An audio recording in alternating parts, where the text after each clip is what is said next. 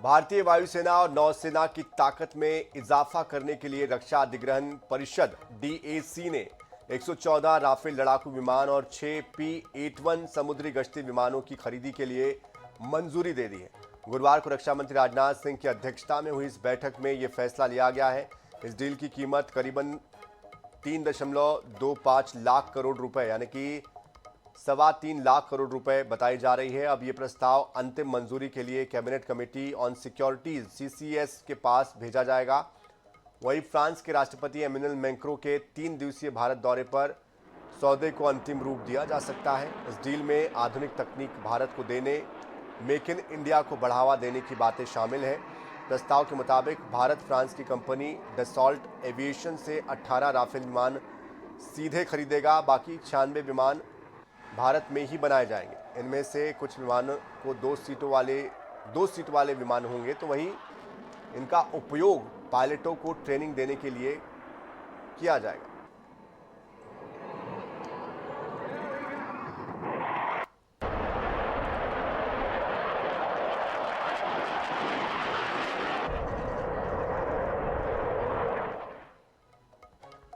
मध्य प्रदेश में विधानसभा के बजट सत्र से पहले सियासत गर्मा गई है। प्रदेश कांग्रेस कमेटी के अध्यक्ष जीतू पटवारी ने मुख्यमंत्री डॉक्टर मोहन यादव को पत्र लिखकर 3 मंत्रियों को पद से हटाने की मांग की है। बजट सत्र से पहले लिखे इस पत्र में पटवारी ने कर्नल सोफिया के मामले में मंत्री विजय शाह, भागीरथपुरा में दूषित पानी के मामले में कैलाश विजयवर्गीय और छिंदवाड़ा में कथित कफ सिरप के मामले में बच्चों की मौत को लेकर डिप्टी सीएम राजेंद्र शुक्ल को हटाने की मांग की।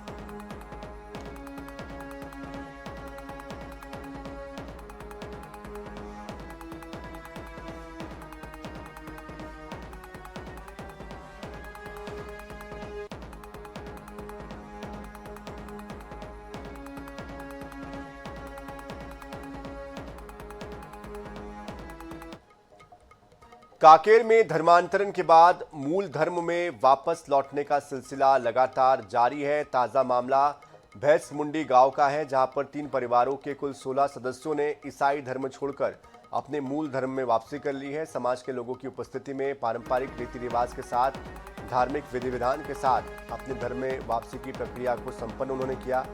आयोजन में सर्व समाज के प्रतिनिधि शामिल हुए। इसे सामाजिक एकजुटता का प्रतीक भी बताया गया। बता दें कि पिछले 2 महीनों में सैकड़ों लोगों के मूल धर्म में वापस लौटने की बातें कही जा रही है और फिलहाल स्थानीय स्तर पर इस विषय को लेकर चर्चा भी बनी हुई है।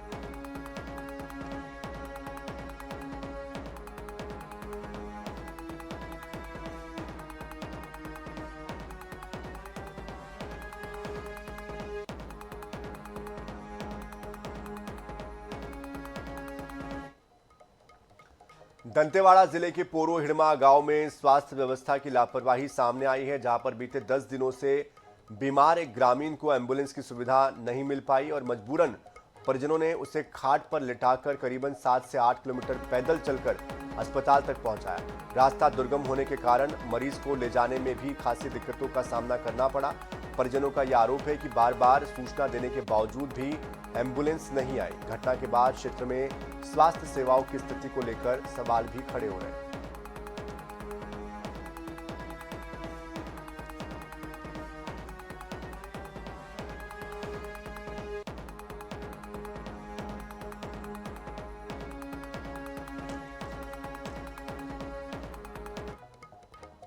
भारत में आज भी कई जगहों पर रूढ़िवादी सोच इंसानियत पर भारी पड़ती नजर आती है। ताजा मामला मध्य प्रदेश के बालाघाट जिले के लौंजी क्षेत्र से सामने आया, जहां पर एक पिता ने अपनी विधवा बेटी का पुनर्विवाह कराया तो समाज ने पूरे परिवार को बहिष्कृत कर दिया। पीड़ित परिवार अब न्याय के लिए प्रशासन की शरण में पहुंचा। बता दें कि लौंजी के मंडई टेकरी गांव में रहने वाले मानक सोनवाने की बेटी की शादी करीब 3 साल पहले हुई थी। दुर्भाग्य के कारण शादी के 2.5 महीने बाद ही उसके पति की मौत हो गई। 22 साल की उम्र में विधवा हुई बेटी 3 साल तक मायके में रही, लेकिन माता पिता ने उसका पुनर्विवाह करा दिया। शादी गैर बिरादरी में होने की वजह से समाज के कथित ठेकेदारों ने बैठक की और 10 साल के लिए सामाजिक बहिष्कार का फरमान सुना दिया। साथ ही साथ 25,000 रुपए का जुर्माना भी परिवार पर लगाया गया। पीड़ित परिवार ने ये कहा कि बेटी की उजड़ी जिंदगी को संवारने के लिए अगर ये गुनाह है तो फिर इस गुनाह को हम बार बार करेंगे। समाज के अध्यक्ष ने कहा कि जिसे समाज के नियम ठीक नहीं लगते हैं वो अपने हिसाब से अपना निर्णय ले सकता है। प्रशासन का ये कहना है कि सामाजिक बहिष्कार कानूनन अपराध की श्रेणी में आता है। जांच के बाद दोषी पाए जाने वालों पर एफआईआर भी दर्ज की जाएगी।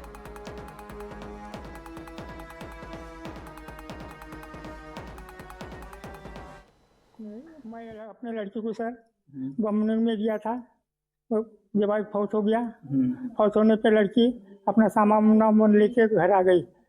उसको घर लेके आए, 3 साल तक के लड़की जाति रिवाज का रिश्ता नहीं आया, 3 साल तक के लड़की देखी। उसके बाद में रिश्ता आया तो लड़की पसंद की लड़के को, लड़की पसंद की उसको, और लड़की रिश्ता जोड़ा है। गवर्नमेंट जॉब सीआरपीएफ में था और सीआरपीएफ से फिर मैं यहाँ पर आने के बाद में देखा समाज की हालत ऐसी थी कि बस कोई कहीं जा रहा है, कोई कहीं जा रहा है, मतलब कहीं कोई दूसरे इसमें जा रहा है, कोई बिना मर्जी के, बिना मम्मी पापा के वो शादी कर रहे हैं बिना किसी को बताए। तो उसके लिए मैं आगे आया, समाज को बचाने के लिए, समाज के मतलब समाज के लिए काम करूंगा, समाज का अस्तित्व बचाने के लिए मैंने यहाँ पे आगे आके जो भी युवा पीढ़ी है उनके साथ में, और जो हमको समाज ने चुना है कि भाई तुम समाज का एक नेतृत्व करो। और इस प्रकार किसी परिवार के बहिष्कार की जानकारी पहले मेरे को मिली नहीं थी। यदि उन्होंने जन सुनवाई में आवेदन दिया है तो उसकी जांच करा के कार्रवाई करेंगे। कानून में वैसे तो अंतरजातीय विवाह में कोई बाध्यता बंधन है नहीं। यदि सामने वाला बालिग है और उसने अपने सोच समझ के हिसाब से विवाह किया है तो उसमें समाज को तो इस प्रकार दबाव बना के नहीं रखना चाहिए। रीवा जिले में ठगी करने का एक नया मामला सामने आया, जहां पर इन दिनों नमस्ते गैंग सक्रिय है, जो अलग अलग अंदाज में लोगों को अपनी ठगी का शिकार बनाता है। इस गिरोह में बैकुंठपुर थाना क्षेत्र में फिल्मी अंदाज में एक व्यक्ति को 50,000 रुपए का चूना लगा दिया। ये गिरोह बहुत ही आदर सम्मान के साथ लोगों को नमस्ते करता है और फिर अपनापन दिखाकर उनके पैसे ठग कर फरार हो जाता है। इस गिरोह ने रीवा जिले के बैकुंठपुर में एक व्यक्ति को अपने झांसे में लिया, उसे शादी का न्योता देकर झांसे में लिया और फिर उसके 50,000 रुपए लेकर फरार हो गए। मामला दर्ज कर गिरोह की तलाश की जा रही है।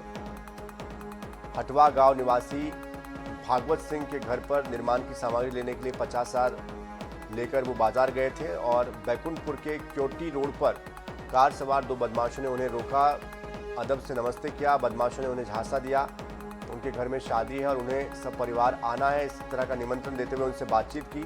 बदमाशों ने उन्हें आगे तक छोड़ने के लिए लिफ्ट का ऑफर भी दिया। पीड़ित झांसे में आ गए और कार में बैठ गए। इसी दौरान बदमाशों ने उनकी जेब से 50,000 रुपए निकाल लिए। ऊपर में एक आदमी अपने घर से पैसे लेकर जा रहा था तो उससे बकायदा नमस्ते चाचा करके वो उसका परिचय बना के वो बैठ गए, गाड़ी में बैठा लिया कि हम आपको छोड़ देते हैं, और भलमनसाहत बताकर, इंटीमेसी बताकर उसको गाड़ी में उठा लिया। जब वो गाड़ी से उतरा तो उसकी जेब से पैसे नहीं थे, तो उस आधार पर उसने फिर एफआईआर की, तो हम लोग इसमें कार्रवाई कर रहे हैं और आइडेंटिफिकेशन कर रहे हैं। धमतरी में आए दिन शहरवासियों को पानी की समस्या का सामना करना पड़ रहा है। दरअसल मरम्मत की वजह से रुद्री नहर में पानी कम है, लिहाजा फिल्टर प्लांट को फिलहाल बंद कर दिया गया, जिससे कि शहर के लोगों को शाम का पानी नहीं मिलने की आशंका है। बताया जा रहा है कि मरम्मत के बाद जैसे ही नहर में पर्याप्त मात्रा में पानी उपलब्ध होगा, जल शुद्धिकरण संयंत्र को पुनः प्रारंभ कर दिया जाएगा। पानी की आपूर्ति सुचारू रूप से कर दी जाएगी।